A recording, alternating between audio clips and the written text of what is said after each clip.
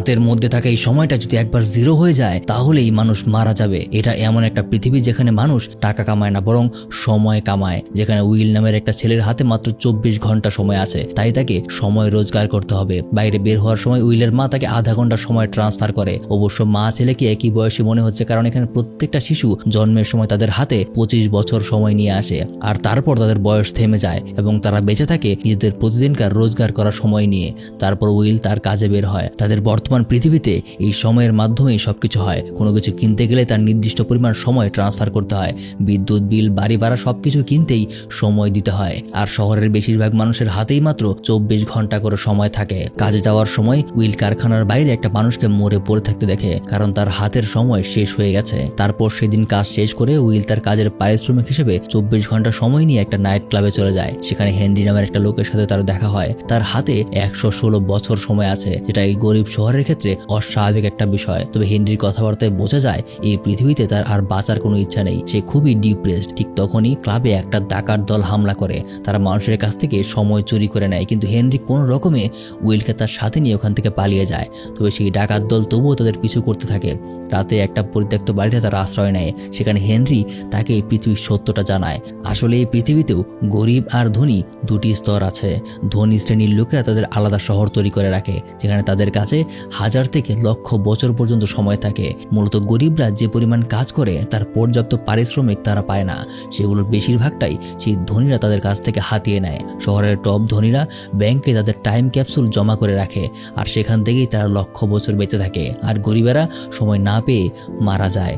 Henry নিজেও সেই ধনী স্ট্যাটাস থেকেই এসেছে, কিন্তু এ সকল সত্য জানতে পেরে সে আর বেঁচে থাকতে চায় না। তাই পরদিন সকালে উইল যখন ঘুমিয়েছিল, হেনরি তার হাতে 116 বছর ট্রান্সফার করে দেয় আর নিজের হাতে 5 মিনিট রেখে একটা ব্রিজের উপর উঠে গিয়ে বসে থাকে।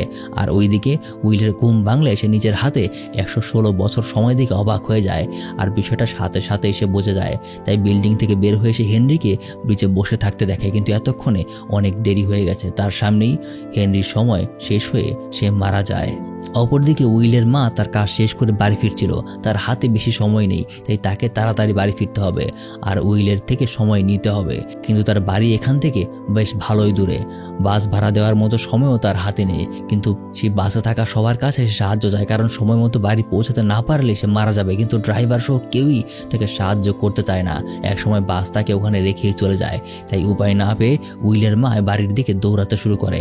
অপরদিকে উইল নিজেও তার মায়ের জন্য অপেক্ষা করছিল, কারণ তার হাতে এখন 116 বছর সময় আছে। কিন্তু সময় মতো তার মাকে না পেয়ে সে বিপদ বুঝতে পারে। সে তার মায়ের অফিসের দিকে দৌড় শুরু করে আর এক সময় একদম শেষ মুহূর্তে সে তার মাকে দেখতে পায়, কিন্তু সময়টা প্রায় শেষের দিকে। তার মায়ের হাতে সামান্য কয়েক সেকেন্ড মাত্র বাকি আছে। তাই উইলকে তাড়াতাড়ি তার মায়ের হাতটা ধরতে হবে। দুজনেই একে অপরের দিকে দৌড়াতে থাকে, কিন্তু মাত্র কয়েক সেকেন্ডের জন্য উইলের মা তার সামনেই মারা যায়। বিষয়টা উইলের জন্য খুব কষ্টের কারণ হয়। তার হাতে বিশাল একটা সময় থাকলেও সামান্য কয়েক সেকেন্ডের জন্য সে তার মাকে বাঁচাতে পারেনি। তাই এবার উইল এই সিস্টেমটাকে ক্র্যাক করার প্রতিজ্ঞা নেয়। পরদিন সোজা সে ধনীদের শহরে চলে যায়। সে দেখে ওই শহরে মানুষের হাতে 1000 বছরের বেশি সময় আছে। কারো কোনো তাড়াহুড়া নেই, সবাই ভোগ বিলাসে ব্যস্ত। তারপর রাতে উইল সেখানকার একটা ক্যাসিনোতে যায়। এক ধনী জুয়ারের সাথে তার হাতে থাকা 100 বছর সময় সে বাজি লাগায়। এই বিষয়টা ওখানে থাকা সিলভিয়া নামের একটা মেয়েকে অবাক করে দেয়, কারণ সে তার হাতে থাকা প্রায় সম্পূর্ণ সময় নিয়ে বাজিতে লাগিয়েছে। কিন্তু অবাক করা বিষয় হলো এটা কাজে লেগে যায়। এর মাধ্যমে উইল তার থেকে 1100 বছর সময় জিতে নেয়। তাই সিলভিয়া নামের মেয়েটা তার প্রতি ইমপ্রেস হয়ে যায়। উইলকে সে তার বাবার একটা পার্টিতে ইনভাইট করে। এমনকি বোঝা যায় উইলকে সিলভিয়া পছন্দ করেছে। তার পরদিন রাতে উইল প্রায় 70 বছর সময় খরচ করে একটা গাড়ি কিনে সেই পার্টিতে যায়, যেখানে সিলভিয়া তার মা আর তার দাদির সাথে তার পরিচয় করিয়ে দেয়। তাদের তিনজনকে দেখতে একদম সমবয়সী লাগছিল, কারণ 25 বছর বয়সের পর তাদের বয়সটা একদম থেমে যায়। এরপর সামনের কিছু ঘটনায় সিলভিয়ার সাথে উইলের একটা ভালো আন্ডারস্ট্যান্ডিং তৈরি হয়। দুজনে একে অপরের সাথে খুব ঘনিষ্ঠ সময় কাটায়।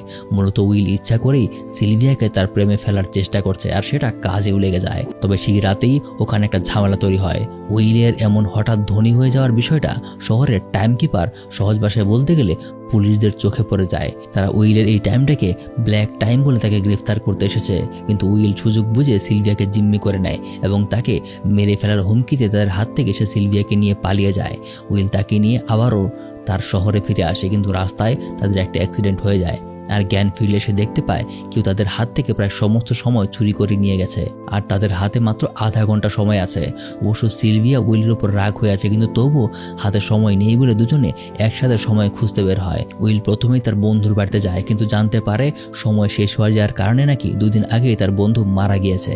তাই সাথে সাথেই তারা শহরের একটা ব্ল্যাক মার্কেটে যায় আর ওখানে সিলভিয়ার ডায়মন্ড রিং বিক্রি করে তারা 2 দিনের সময় কিনে নেয়।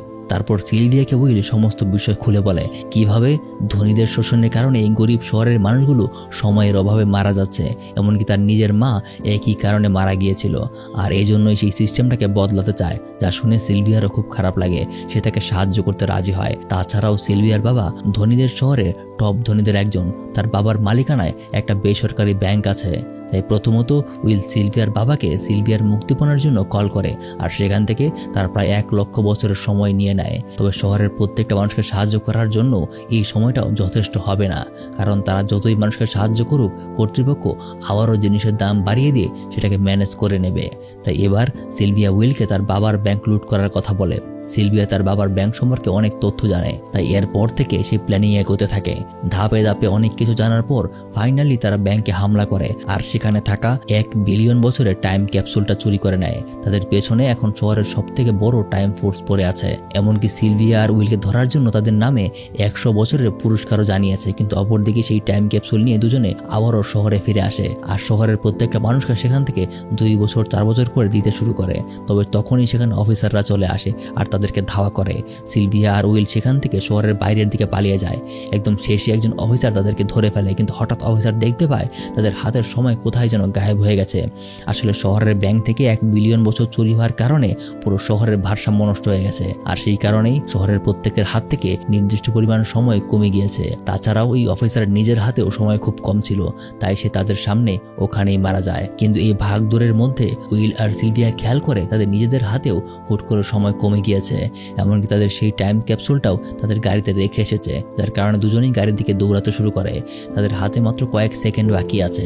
দুজনেই গাড়ির দিকে যেতে শুরু করলে উইল তার আগেই গাড়িতে পৌঁছায় আর নিজের হাতে 24 ঘন্টা সময় নিয়ে সে আবারও সিলভিয়ার দিকে দৌড় দেয়। এই যেন আবারও সেই একই ঘটনা রিপিট হচ্ছে যেমনটা ঘটেছিল তার নিজের মায়ের সাথে, কিন্তু এবার পরিস্থিতি সম্পূর্ণ ভিন্ন। এবার সে সিলভিয়াকে বাঁচিয়েই নেয় আর তারপর থেকে দুজনে এই পৃথিবীর সিস্টেমটাকে ব্রেক করার জন্য উঠে পড়ে লেগে যায়। একের পর এক সময়ের ব্যাংক লুট করে আর হয়ে পড়ে ভবিষ্যতের রবিনহুড। আর এভাবেই গল্পটা শেষ হয়ে যায়। তো কেমন লাগলো একটা ভিন্ন ধারার গল্প কমেন্টে জানাতে ভুলবেন না।